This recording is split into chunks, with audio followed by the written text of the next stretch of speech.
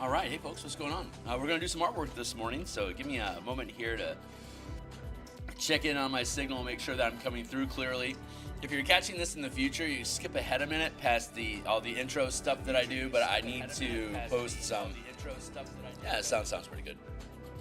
Let me drop that volume down here. I want to grab the link here. I've got a few social media posts to do. You don't get the link to the video until the video actually goes live, which is why you so often see starting soon. It's convenient that it's starting soon because I don't have the links up yet. So that's how that works. But it was pretty easy to do. We're already done. I create role-playing games. I illustrate them and I publish them online. And we're creating an adventure for Dungeons and Dragons 5th edition using the 2024 rules in Eberron. We're fighting undead, demons, and necromancers in the Carnwood of Karnath on the continent of Corvair. And looks like I've got, yeah, everything's updated. So let me shift my views here. If today is interesting to you, like, subscribe, hit the bell icon for notifications when we're live in the future. Here is a bunch of books that I've already created on DMsGuild. That all have free previews, so go check them out. They're chock full of my art and ideas. And let's get past ourselves. And here's the book cover we made. But right now we're working on interior art, the little corner vignettes. So this is the last illustration that I need to do in the book. So 16 by 9 format. It is a digital product. It is not intended. I can't see color, so I can't guarantee the colors are right in print. So I just work digitally, and so here's the 16 by 9 format. You know, it fits tablets as such. Each column is 9 by 16, so when you hold a tablet vertically, it also aligns. Excuse me. But we have all these blank spots that show up. So if I just left this like this, that just looks like it's like down here, this little space here. That's more of a breath before you start the next column. And the entire adventure is designed column by column. So each column completes thoughts. You can some PDFs scroll sideways. So if you were to turn it on its end, so it's only showing one column at a time, you could left swipe through the entire book and see all of it without having to scroll. And it's a 12-point font. Excuse me. So it's super easy to read. Anyway, that's enough rambling. These little corner bits, they need stuff in them. Otherwise, they look bare. So that's what we're doing, filling in the gap. So let's get to work, Kearney. I use Bob Ross techniques. I've been designing like Bob Ross since, I think I started in 2016, converting his wet-on-wet canvas method with Photoshop tools. So since this is the last painting I anticipate to do for this Eberron adventure, that means it's time for us to start the next one after this. So I'm going to do some palette cleansing with some just Bob Ross environment painting. There's been a number of, yeah, that's the one. I've been collecting a bunch of window backgrounds and tourism scenic shots and stuff like Earthborn and stuff like that off of Reddit. Really just gorgeous landscape environments, and I will be painting them. I'll be using them for color references and composition framing, but otherwise we're just going to use Bob Ross techniques to illustrate scenes in real life that'll be fun. So we will do that for a couple weeks while I cleanse my palette of doing the Eberron adventure. So if you want to watch more Bob Ross technique stuff in the future, stick around and I will share with you. So there's that. Those are the rocks. This is the stump. This is the line art here. I want to separate the rock and grit.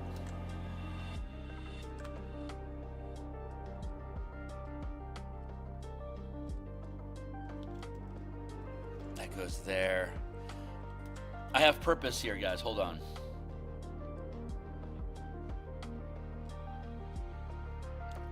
those two, those two, those two. Rock, stump, ground. Page.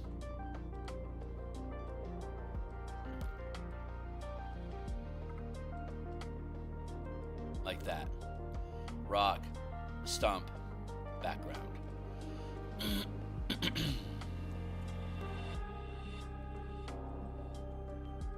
So I want to pick out the rest of the ground elements.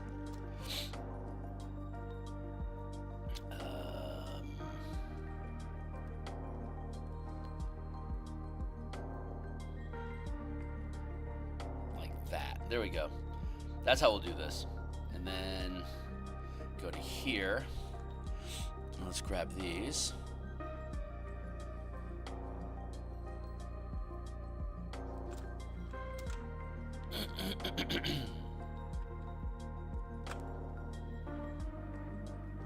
Merge down.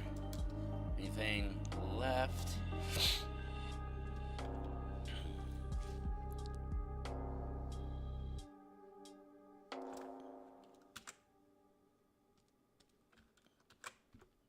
Cut, paste, merge down, and then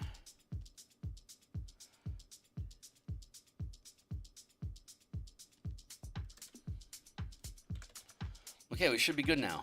If the layers are separated, we should be good to go. So here's our rock. Here is our log. Here is our ground. Everything is separated. We are good to go. Hey, what's going on, Fernando? It's good to see you, my guy.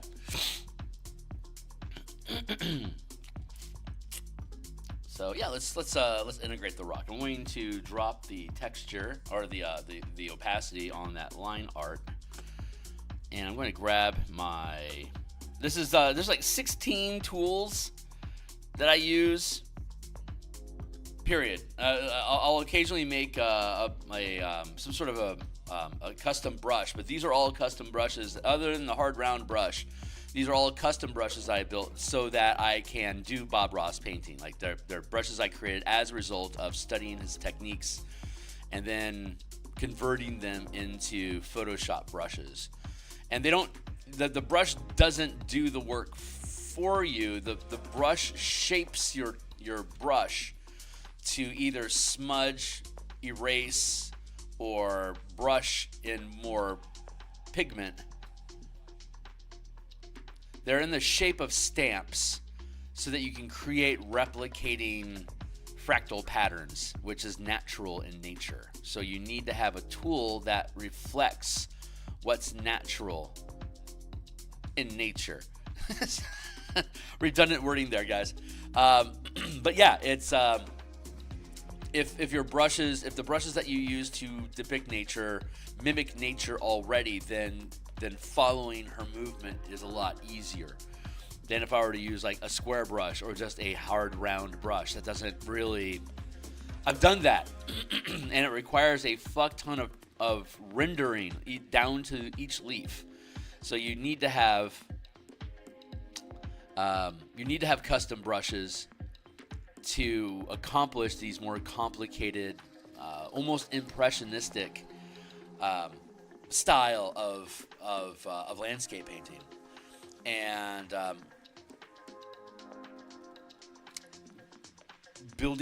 figuring out how to do it for yourself and building your own tools is the best solution. I should figure. Okay, so I have like maybe 200 videos of me doing Bob Ross paintings, like painting like paint-alongs with Bob. Here's season 5, episode 7, waterfall fronds or whatever it is, and then I would literally paint along, like color sample off of the canvas what he was doing, and literally do layer by layer everything that Bob had done from beginning to end. And I had done it on, I had done this on Twitch back in, I want to say 2017.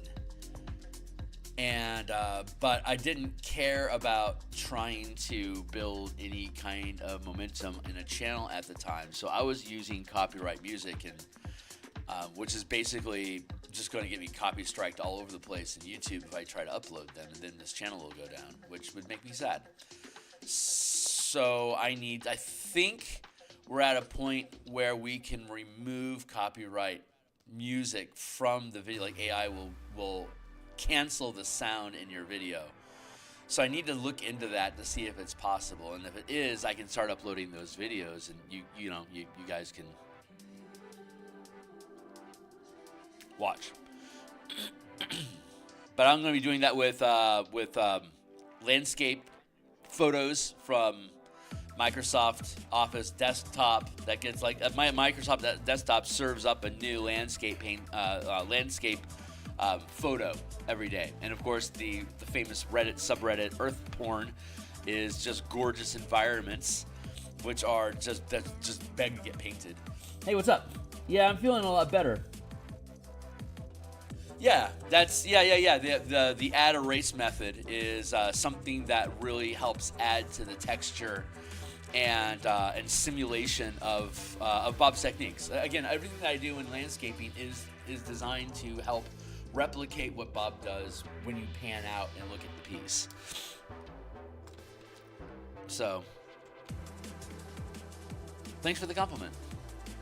I'm rather proud of it. I haven't seen anyone else doing Bob Ross stuff on YouTube. Other than just like actual painting. That rock looks good. So let's go over to this one, and we're breaking down the line into the form,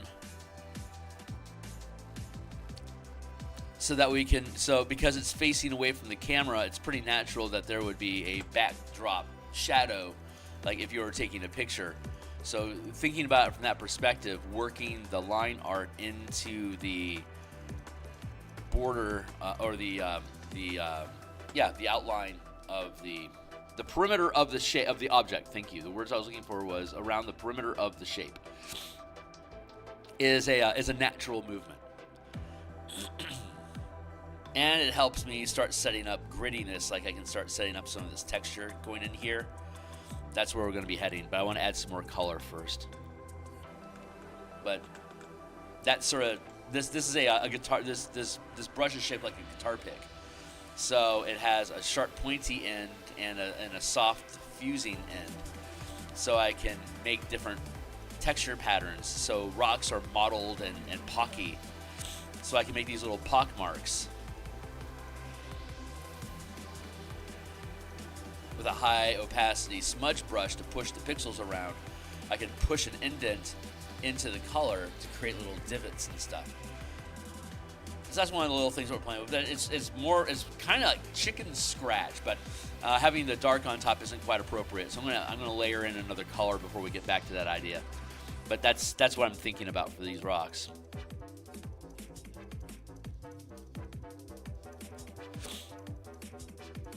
Just naturally break it up. I'm gonna take this here and we're gonna break that one up like that. So just grab and pull the color around the edge of the object, and then we'll layer some grass. Well, the place is rotting, so we'll layer in some sludge in front of it, and there, and then here. Let's smooth that out and work that in here.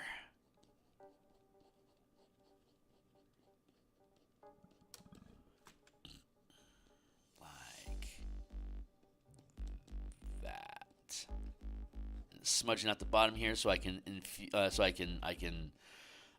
overlay it more easily. Type of painting works better with dark colors, right? I'm not sure what you mean.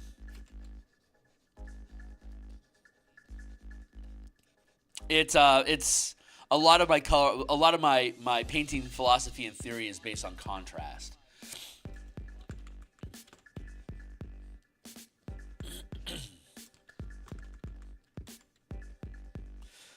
Contrast is typically my priority when I'm composing the illustrations. Basically, a different way of saying that.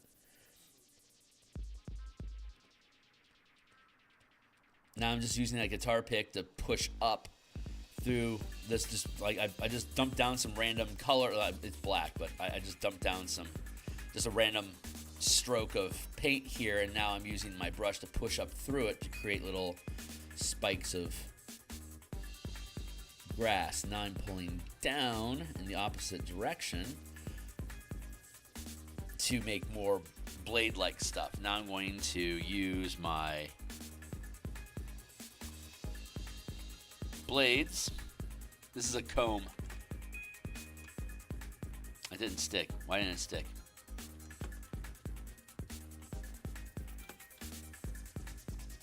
Thank you. So this is a if I were to make this a brush like this, it creates it can be used to create a distant tree line. But I'm going to use it as a smudge brush with 100% with 100% strength.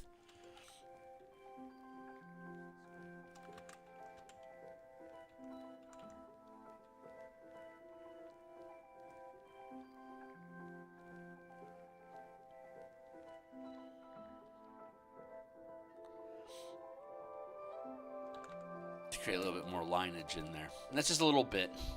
Let's go back to our guitar pick and work in these last stones here. There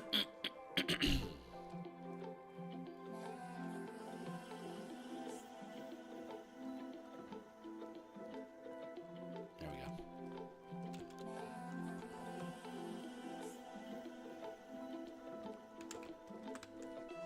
Meh.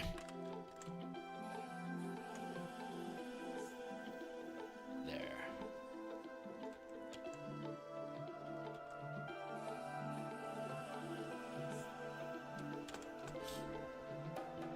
If the colors are vibrant, will they work as good as the colors you are currently using?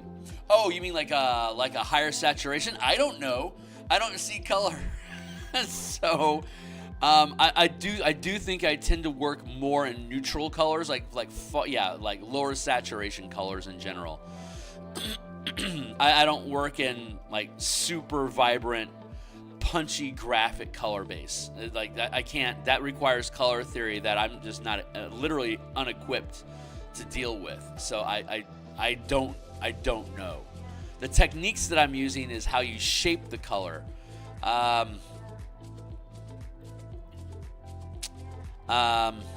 I can't tell. I don't know. That is beyond my ability.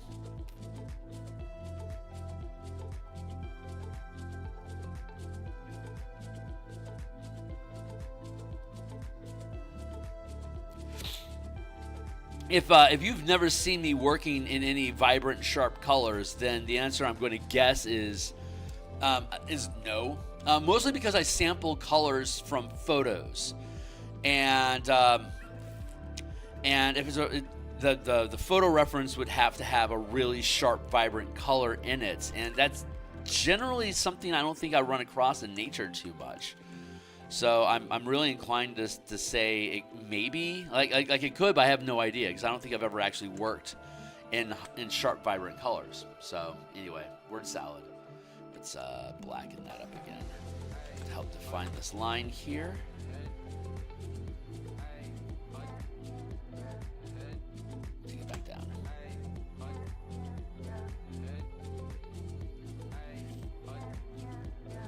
Works better with low saturation colors.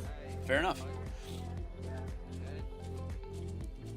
Yeah, I'm not really big into hard point lines like comic book outline, high ink, differentiating color from the color from the line art. I do all my stuff is blended semi-realism, and I think punchy colors. I think. According to color theory, I believe super sharp, high-intensity, punchy colors all the time lends itself more towards definitive line art, like comic books. Comic books, I understand, are always high saturation color because they're simpler. The palette is simpler. It's easy to mix the inks and the colors correctly for the printing presses. That's not me insulting the palette. What would I insult? I can't even fucking see it. Now, the point is that simple colors don't require a lot of mixing, so the pigments are sharp or vibrant. Like yellows are super yellow, blues are super blue, reds are super red. Because if they mix it wrong or poorly, the batch is ruined. They throw it out and they have to buy another set of oil to try, or pigment to try to get the color right. So they'll go with simple color. Simple meaning uncomplicated color selections to make it punchy. I think that's accurate information. It's all theory to me, right?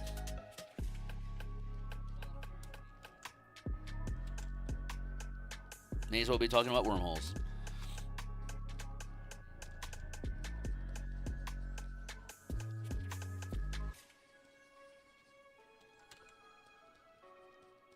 Break that down.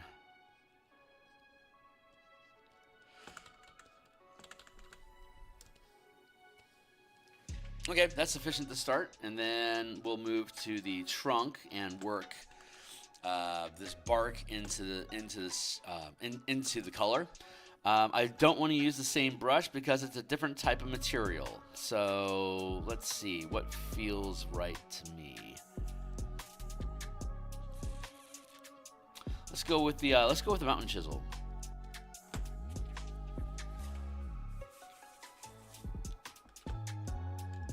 Or like a pick. This is the shape of, in my mind, an ice pick. I use this a lot for snow and mountaintops, but I also use it for bark. And so I'm going to use this brush to break up the line art inside here and use that as a precursor to the rest of the bark. So you can see I'm leaving the edge of the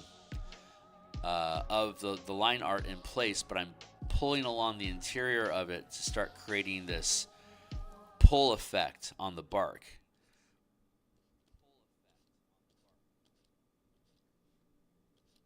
So this helps set up the perspective, which is going to be going back this way. So I want the lines to generally pull that way.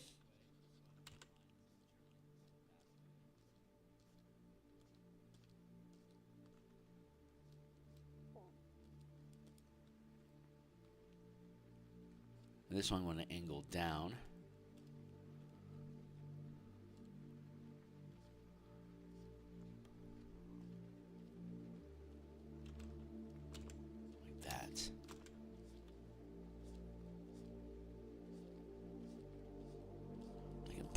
In here, and then we're going to end up blending this into the color. Right now we're just establishing the texture, right, and the shape of it. Like I was talking about before, I like to do a defined border around things and then melt the border into the color. Maybe it's an inefficient extra step, but I think it kind of adds to my overall style.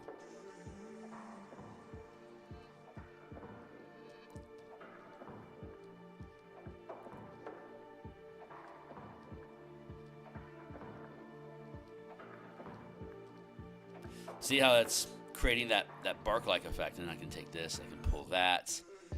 And then we'll actually, when we do the texturing layer, the texture should blend well with this established point that we're making here.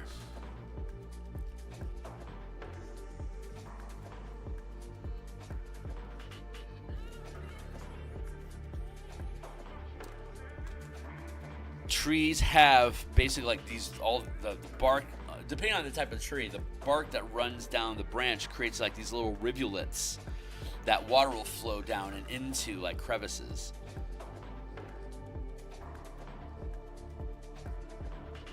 So you can preserve, so it lends itself to a high level of contrast between the ridges and the valleys of the bark's flow along the trunk, which we can exploit with our line art here.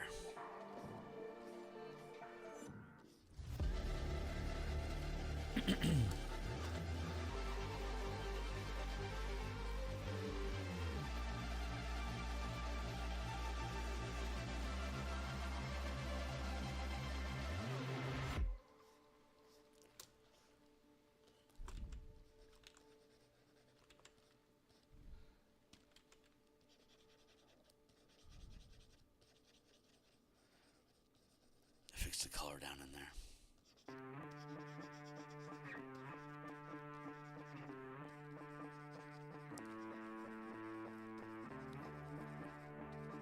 And then when we just start working the cylinder shape, we'll fix the curvature of the color with shading and contrast. Let's get rid of some of those sharper barbs.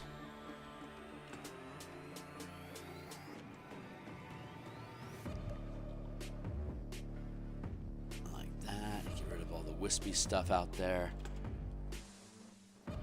Work that into the canvas. I don't think, considering the time, I've got like maybe 50 minutes left in today's session. So I'm thinking this texturing might require more than 50 minutes to complete. So I was kind of hoping that this was going to be the very last session that I do of Eberron art, and then start something fresh and clean on Monday. New week, new world. But I don't think I'm going to have. I'll have to, if I want to do that, I could finish this over the weekend, and not share the rest of this piece getting completed.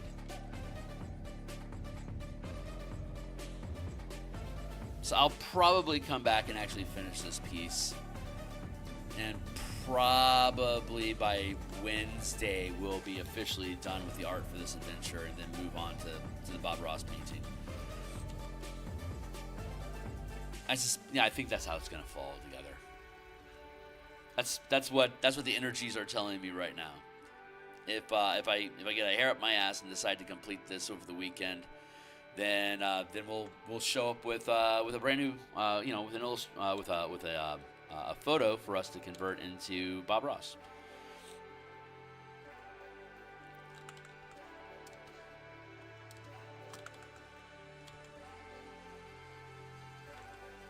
Do I want to bind these together? It feels a little early for me to bind the line art into the stump, but I'm kind of feeling that.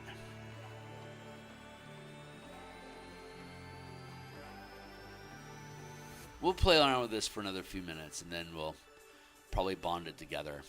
I probably have about maybe 2.5 hours more work to do on this particular piece, I reckon. Between the stump, the rocks, and the ground terrain. Probably spend, I think maybe like 2 or 3 hours is probably what I need. Who knows? Maybe I'll do it. Maybe I'll do this Saturday morning too. So this is Friday 8th. Thanks a lot to everybody that swung by and checked out my stream last night. We were creating a Spelljammer fleet for the Space Pirates of Lazar in orbit around the world of Eberron, where the next campaign I'm building is going to take place. And so we were designing the pirate fleet. We decided to go with an octopus motif.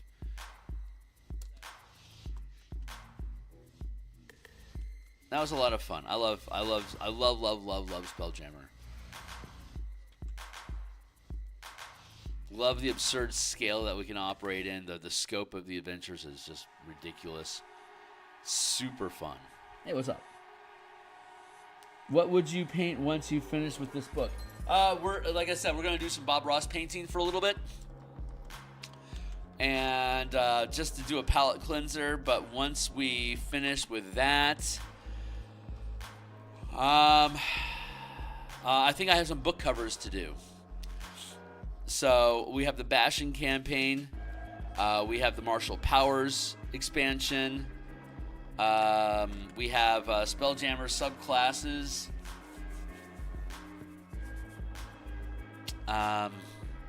What else? Spell Point Sorcerer, Spell Point Artificer. So we might be doing book covers for a little bit. I need to get another book prepped. It needs to get through the editing and proofreading phase so I can do page layouts and start working the art, start working artwork into the book. But none of my projects are at that point right now, so there's going to be a gap.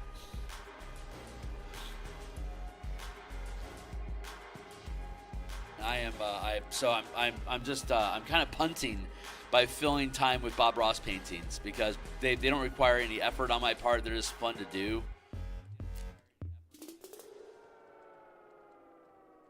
But it's unfortunately the adventure really bottlenecked me. I worked on a bunch of other books and got them about 80% done, but none of them are actually done yet, and I probably need a few months to work with all of them to get to a point where I would need to actually do some new artwork for something. So I might do system maps for the Spelljammer campaign, some book cover work for sure. We'll see. This adventure kind of threw me for a loop. The scope and time needed to get stuff done was a lot more than I had anticipated, to be perfectly honest. It really threw off my rhythm of book production. So I'm in a dead zone, basically, a Sargasso of creation, where nothing is far enough along to be completed. So I don't have any artwork queued up. So I don't know. Maybe I'll take some commissions. If the dry spell lasts too long, I will take some commissions.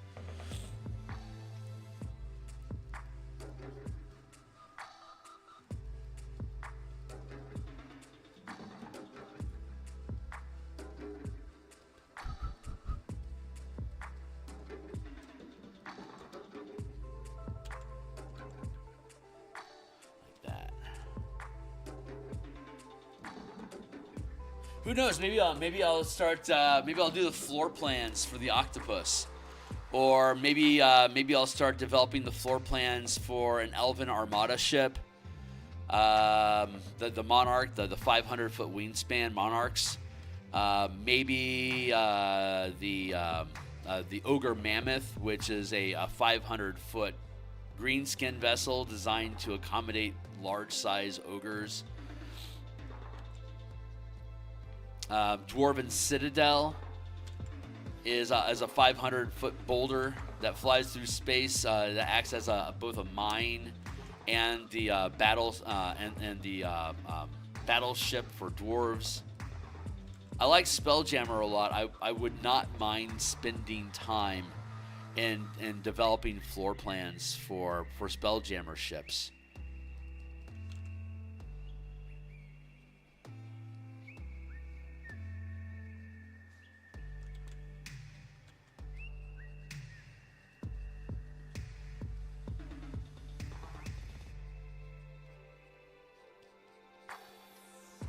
So we might do some of that.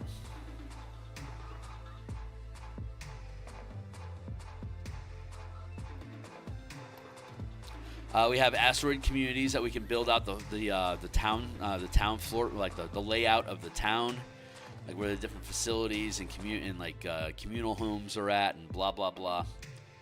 We could work on that.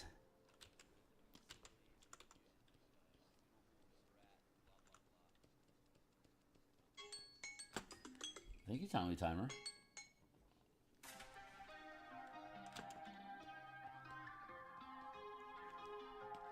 Yeah, nasty little dry spell we're about to step into.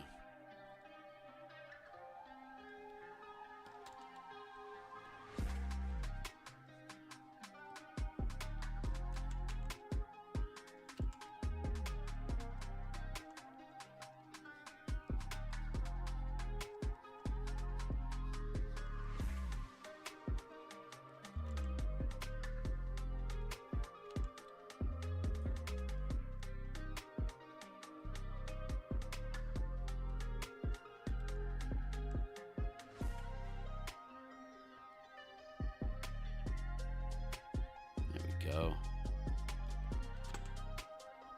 Let's clean up some color around in here. This is almost ready to go as well.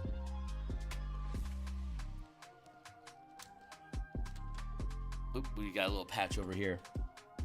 What you drawing? Hey, Lauren. This is... Boop, boop. Hold on. Boop. My system's frozen up. There we go. This is a PDF page. It's 16 by 9 format, so it fits on the tablet this way.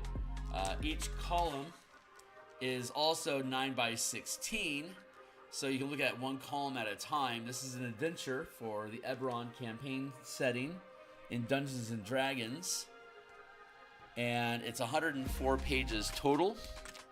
You can look at, if you go, this is episode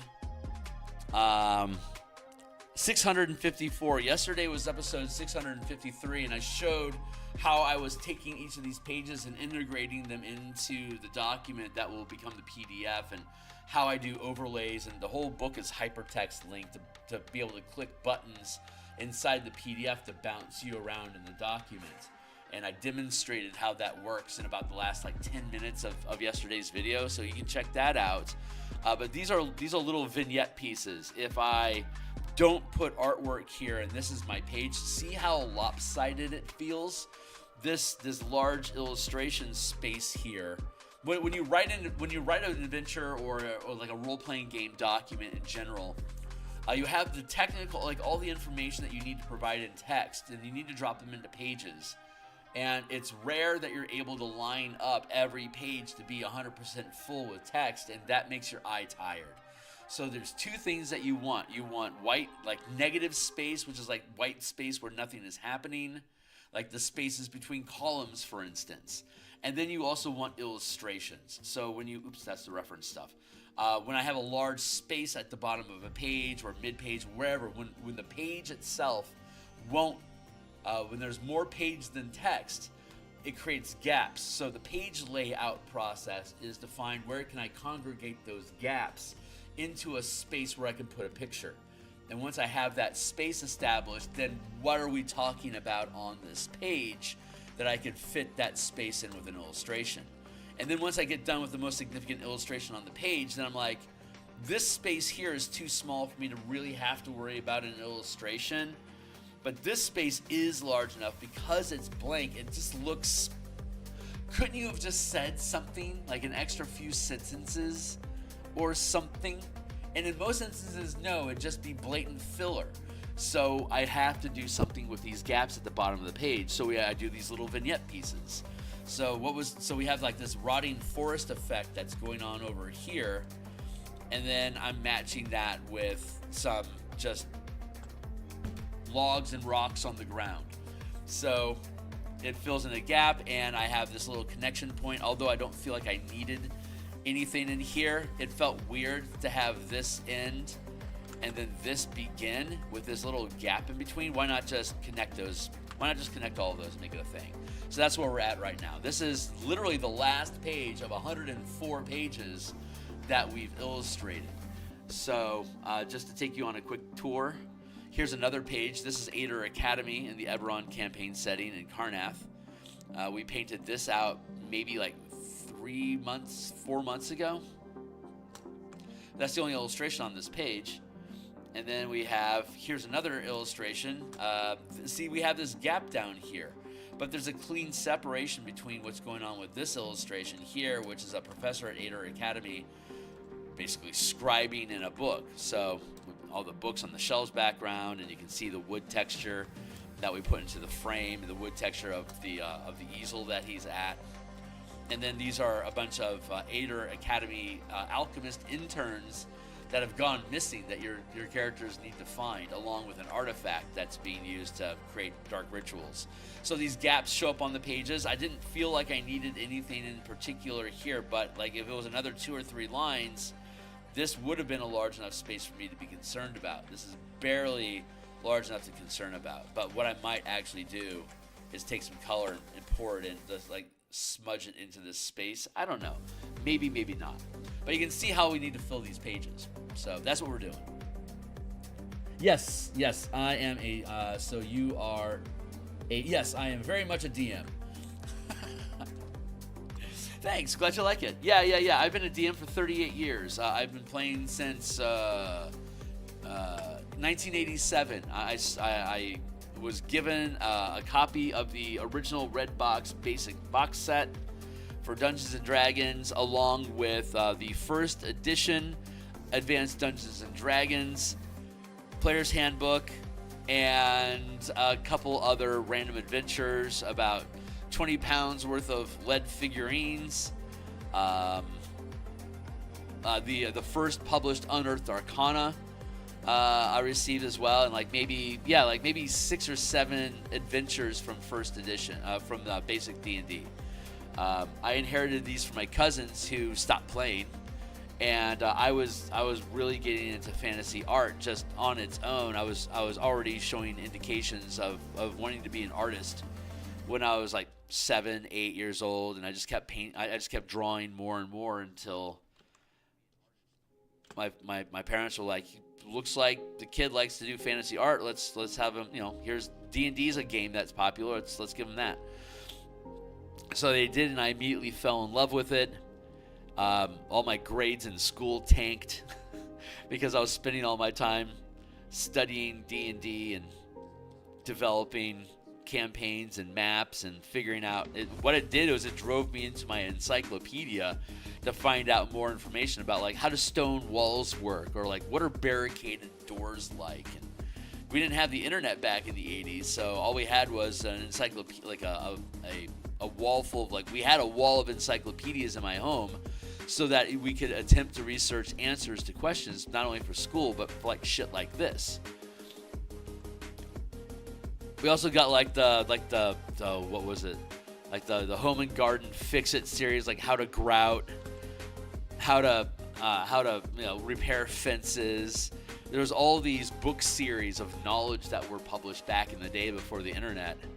Now you just turn on a video like how do I grout, and you just watch a billion hours of people grouting. It's like, okay, that's easy enough. I know how to do that now. The world's changed a lot, but yeah. So I was getting into D&D, and once I fell in love with D&D, I immediately just started doing artwork stuff for D&D. That just naturally goes together. So I got skilled enough that by 1999, I was good enough that I was being hired by third-party publishers because PDFs had just become something that, it's like self-publishing PDFs was print on demand was possible.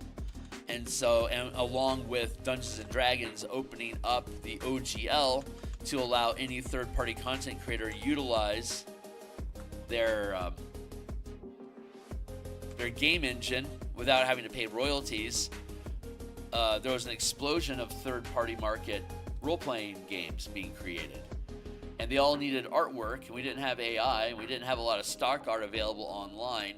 I was in America where we had high-speed internet access as possible. I could start painting digitally and get hired to do interior artwork and book covers and stuff like that. And I've basically been doing that off and on since 2000. But the market became too competitive once everyone else got high-speed internet. Like Singapore took off. I think Czech Republic was taking off on doing digital stuff online, like digital art, and their standard of living, the income that they needed was like a fifth of what I needed. So they could drop price, and I was being outpriced basically for equal levels of work from a different country that doesn't require the same levels of pay to make a living to do this. So I got knocked out of the freelance interior artwork illustrator business pretty quickly. So then I got into original character art, doing character commissions, and that eventually started to erode to globalism as well. So then at that point, I had stopped for a while.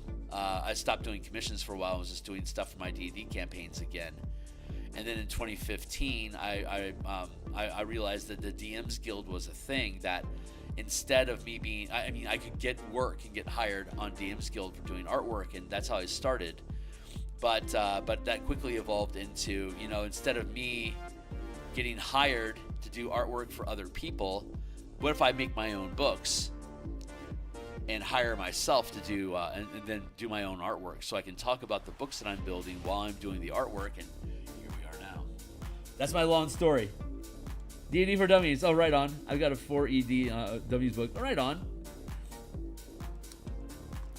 Yep. So I stream the books we on like Mondays, Thursdays, and Saturdays. We stream game design for the books that I'm in the process of building. And then Mondays through Fridays in the morning like this, we illustrate those books. And then we publish them on the DMsGuild, and you can go look at them. All my books are 100% free. If you're into D&D, here's a bunch of books. They all have free previews. You can like go to like say, I don't know. Let's go to Pacts and Patrons of Ravnica real quick. Click on that. Here's the DMsGuild. And you don't have to buy the thing if you're not interested. If you want to, God bless you. But you can click the preview, and it'll pop open the entire PDF. You can read all my shit from cover to cover for free. You pay me because you want me to do more books, or you appreciate what I've done. But here's this is a D&D Magic the Gathering crossover piece where we take the guilds, the 10 guilds of Ravnica, and make them otherworldly patrons for your characters to form pacts with to gain magical powers, which is a lot of what Ravnica is all about. So there's the 10 different guilds of Ravnica. So we have a separate section on each one and what it means to have a pact with them. And then again, more just filler illustrations that get dropped in. And my level of quality in my art has improved since this book, so it's kind of cringe looking at some of this stuff, but some of them I still think are super fucking cool. So even if you're not into D&D, if you think this type of art is cool, you can pop open the PDF and take a look at the artwork. But this is all stuff that we did on stream like 4 years ago when I was making this book. It was a lot of fucking fun. So I got to talk about, like, this is the Golgari Swarm. I got to talk about the Golgari Swarm, and here's like a pest creature for your druid, and here's super fun illustrations to do. Loved doing this book. It was so cool. Anyway, quality varies from page to page, but I've gotten better since then. But yeah, all these books, they all have 100% free preview. They're all full of my art and my ideas. Anyone is welcome to check them out. Hey, what's up, Def?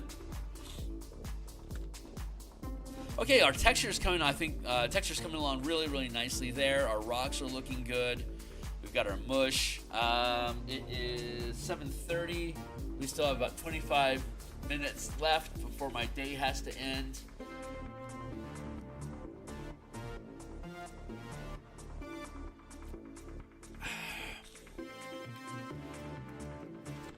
Let's do some texturing. So we're going to, excuse me. Let's take,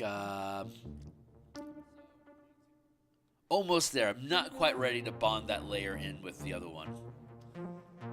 So let's shift over here, and we'll grab, let's grab that.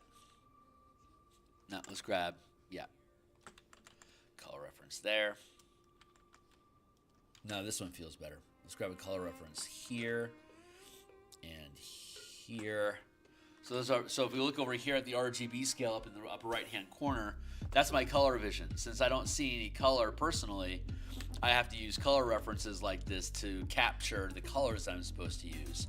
I work strictly on contrast, the difference between light and dark in the piece. I'm going to put this underneath the line art that we've done already. So I'm going to use the same chisel brush that we're using here, right? This is what we've been using to carve in this line of this texture for the bark. But now I'm going to make it super thin, like that. And we have it on a separate layer between the line art and the color for our texturing layer. I'm going to bring this little pith needle down here and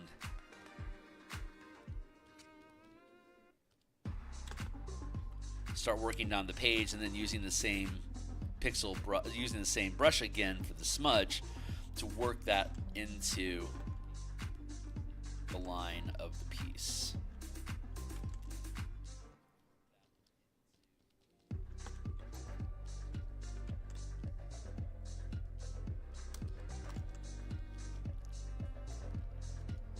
And once we get the texturing done, then we'll be able to like this will be darker down here because of shadow and blocking light and, you know, laws of light and physics. But once we have this texture in place, we'll be able to do so.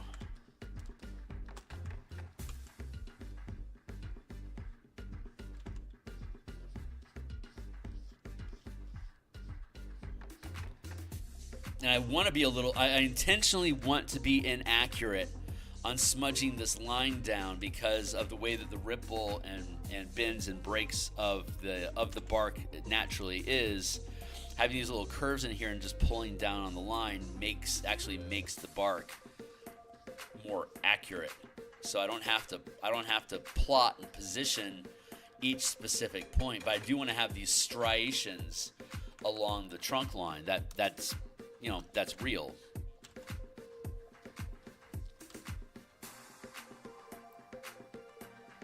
So brush techniques can go a long way in the build of your composition and how the things that you're depicting. Texture carries them a lot.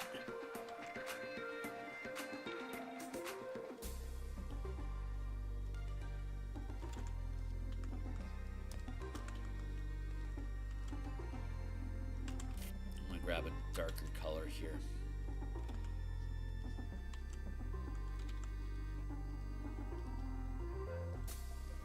Like that. Yeah, that feels better. Dirty that up inside here a little bit. Pull on that.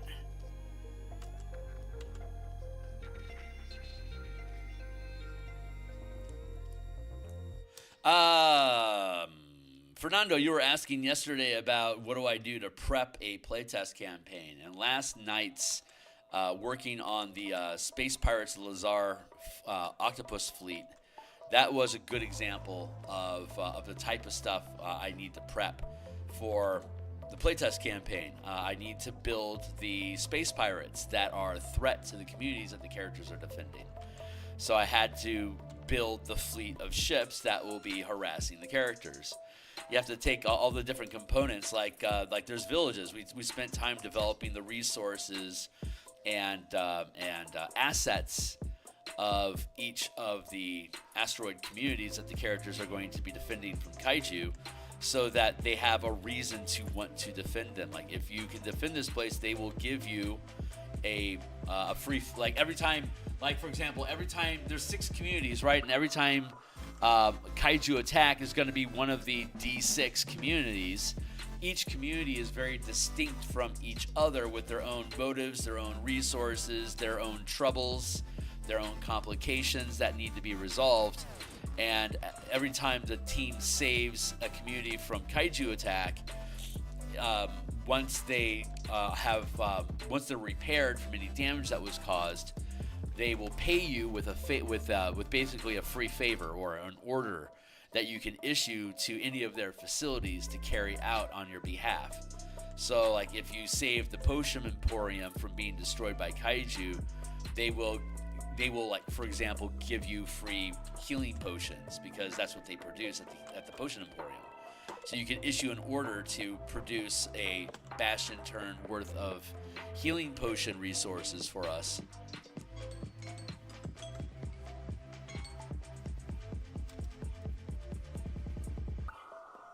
So it incentivizes the characters to want to go save those villages. If we save this town from being crushed by kaiju, they will give us, what, after we save them, what kind of resources do you guys have access to? What can we use? How can we build a relationship with this community to want to protect it so they can keep providing us with stuff that we know they can produce for us? Like, that's good incentive. And it kind of, like, it creates a reward structure for them just doing what it is that I want them to do. And why I want them to do is fight kaiju. That is the purpose of the playtest, is to fight kaiju and to use the bastion system to be able to do things like offer favors as a reward for your team rescuing the community from kaiju. So, like, running the campaign tests the campaign. So structure the campaign around what you need to test. And most of the time, it's like that makes the prep really obvious about what I want to do. Now, that's different from normal campaign prep. I think you'd specifically ask, what do I do to prepare a playtest campaign? And that's very specifically what I do.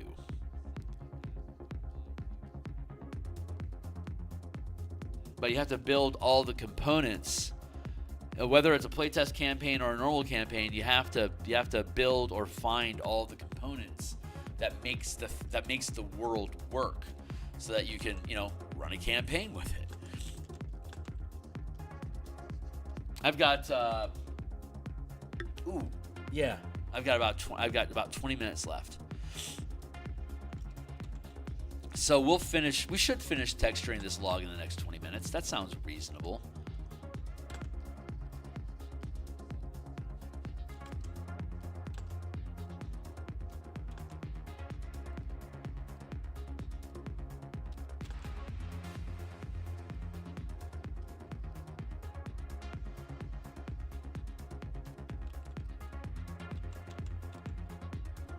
I am super close to binding all these layers together.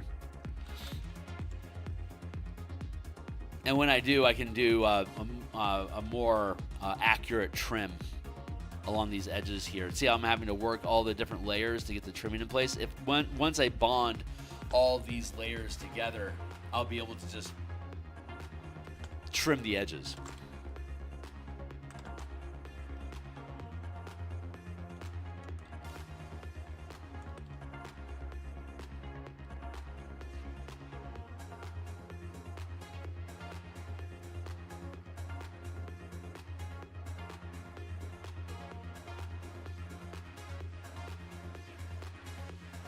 That.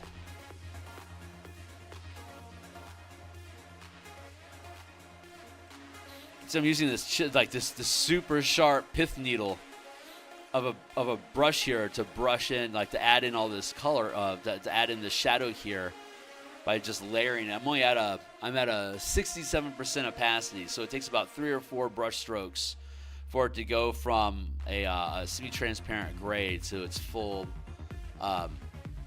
near black. I mean, I know it's like you can see over here in the RGB, like G is just a tick up over G and B. So it's very, very, very dark, very, very dark green, which is appropriate for the shadow of a felled log. And it's not very green, so it's going to have, it actually should probably have more of a brownish. So the red being a little bit higher than the blue, if my color theory is correct, is pretty good for depicting a browning aging stump like this. I think that's a good color selection. The color theory says it's good.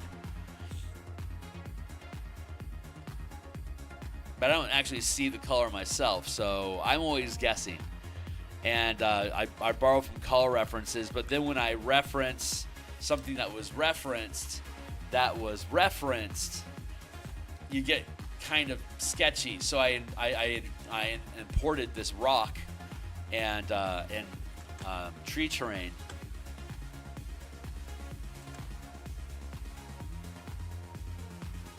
That shadow, so that's probably gonna be more blue-like.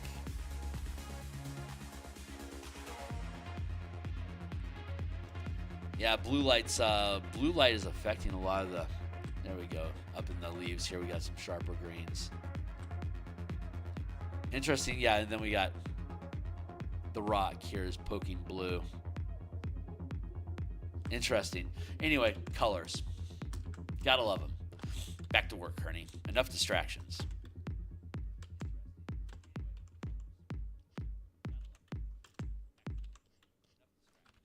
Nope, that's the wrong way to do that. Let's do it this way.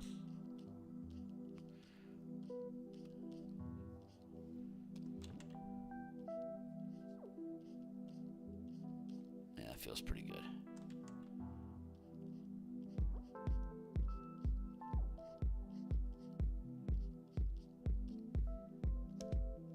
Just want to layer in enough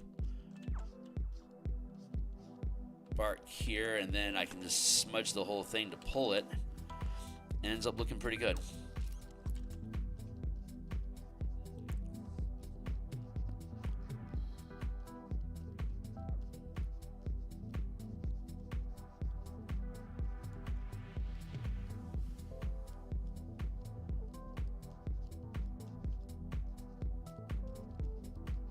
There we go.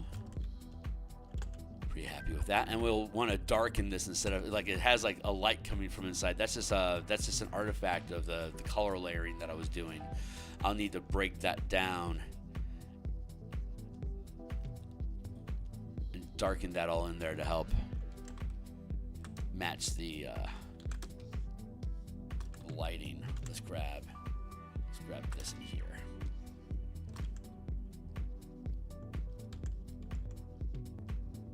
Actually, I'm going to start another layer. I'm going to start a separate layer for the shadow effect so I can be brazen with where I'm placing it. So I can just erase this here, so that won't matter at all. But I want to help define that space a little bit better here. There we go.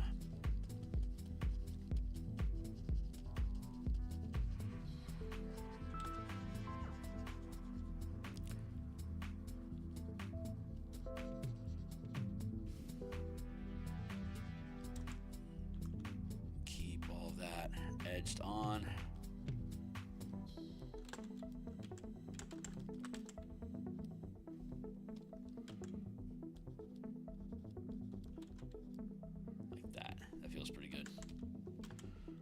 Let's get back into here. Let's grab super dark. That's what we want. And by starting at the edge here and then working forward like this, I can have all the darkest at the edge here where it needs to be darkest, but I can erase this back edge here that I don't need, that's overlapping the exterior, and it still keeps the dark of the interior in place. So it's creating an easy illusion effect for us. Very, very easy. Let's carve that out a little bit, and then chunk back in.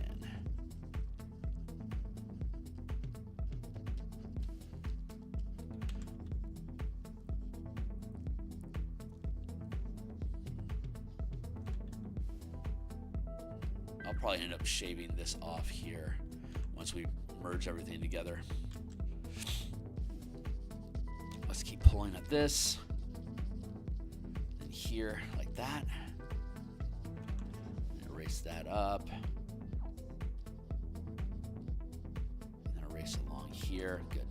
And we can chop at this here. Bring that in like this, since this is in a shadowy area here. Straighten that out. Go. Hey, since we're on this darker layer, let's just go ahead and start working on adding shadow down here anyway. We're just adding streaks in and then we're smudging them in.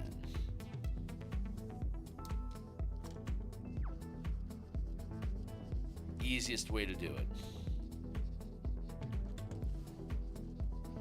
And then I'm just smudging to just wash it out overall to get it to blend in.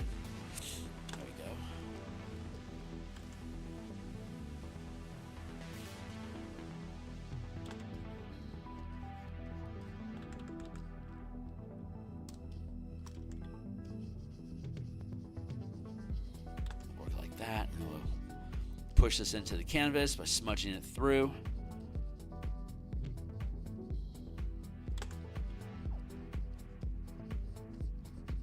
Like that, and then we can work on lighting here and smudge that down there, and then we'll work this like that, here like this, and scratch that in.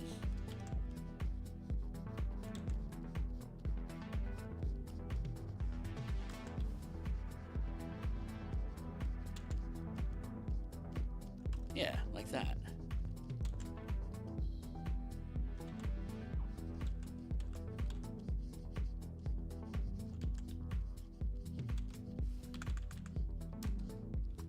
See, not looking bad.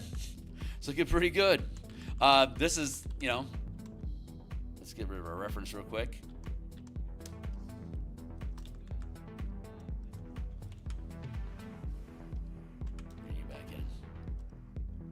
Pretty good. Not bad. Not bad at all.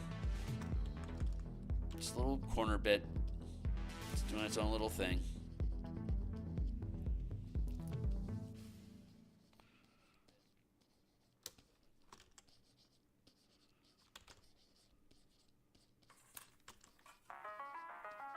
As we get further down the piece, we don't have to worry about as much detail. So now I can use the language that we established here at the front end with this detail.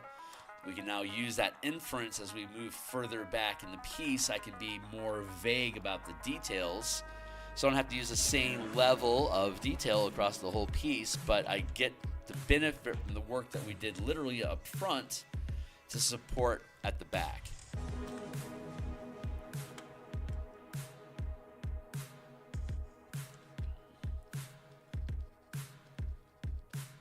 This needs to be darkened.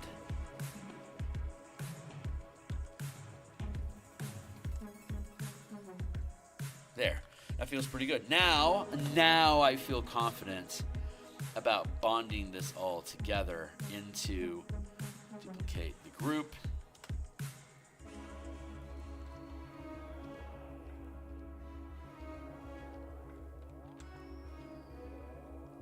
Merge this all into a single layer.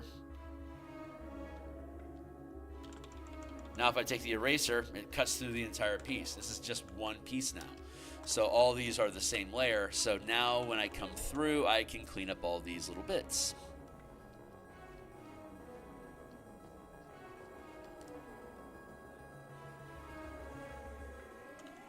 And then we'll repeat this process for the rocks using different types of texture and techniques.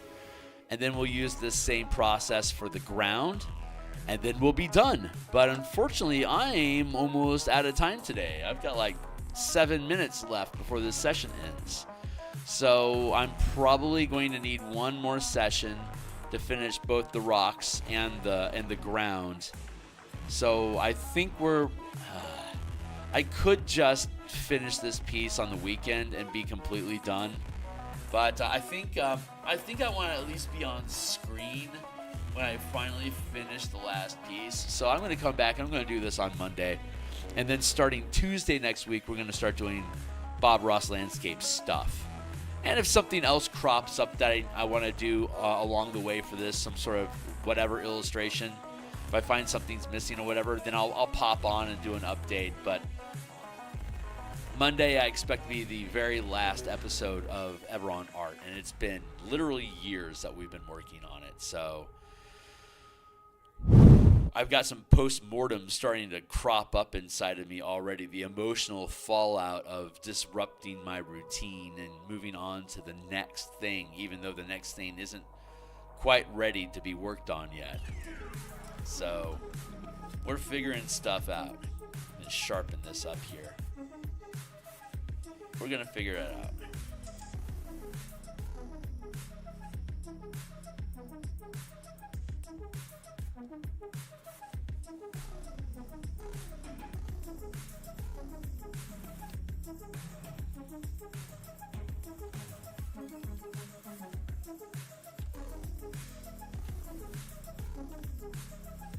Let's get, yeah, like that.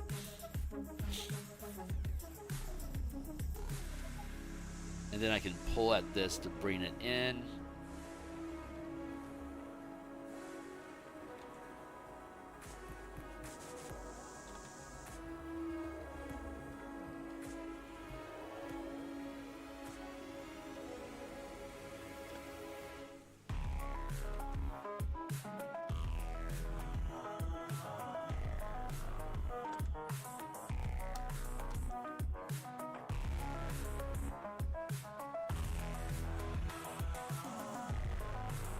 Yeah, I was talking about trimming this down. I think that's the right thing to do. There we go. That feels better.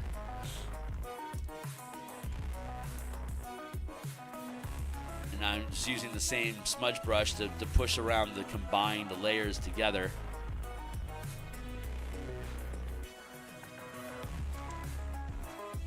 I'm going to add another layer in here.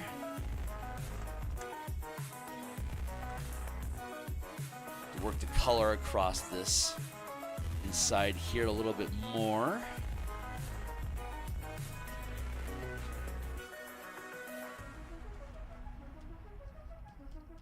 That's a separate layer, so I can just erase the top of it. There we go.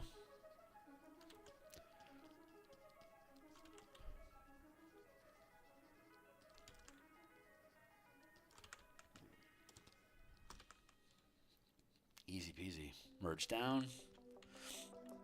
Continue working along the edge here, just doing cleanup.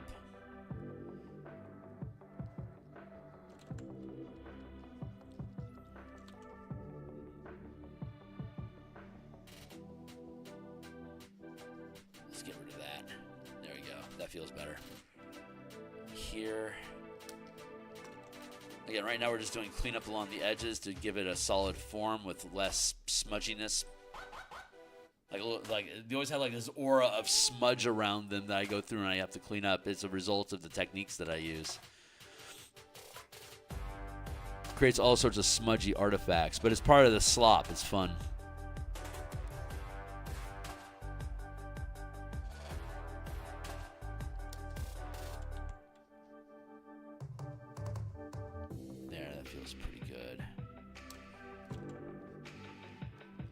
And since it's all one layer now, I can pull all these colors together to help reshape the form, the silhouette of the log.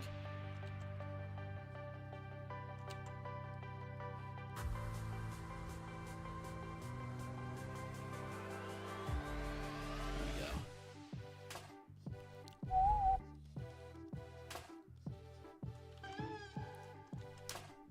I love this song. Such a fun little song. This is Epidemic. This is it's a streaming service that, as long as I'm subscribed, I can use the music on pretty much anything that I want.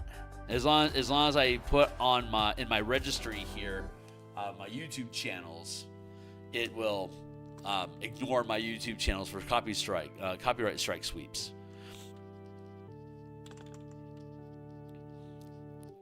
And it timestamps it, so if I decide to stop using this service,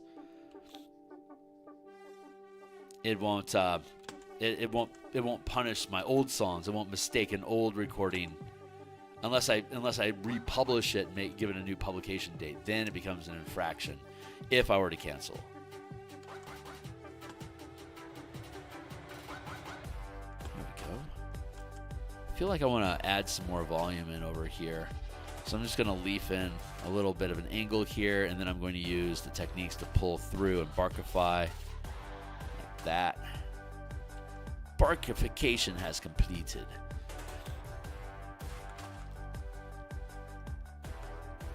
And let's add a new layer so I can do a sweep of shadow through here. And then keep this edge still clean. So it creates that layering effect like that. Isn't that fun? I love that. It's a neat little light effect. Super easy to do, but it just helps punch things up a little bit. Doop-doop-ba-doo. Almost out of time. Oh yeah, it's 7:57. It's time for Phil to go. So I'm going to go ahead and cut there. We're going to come back on Monday.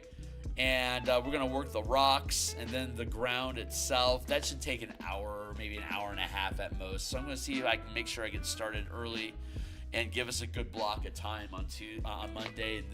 Probably Monday will be the last day that we're doing artwork for this book, which means that we'll start doing Bob Ross stuff, basically taking photographs of various sites around the world that are gorgeous scenery and painting them.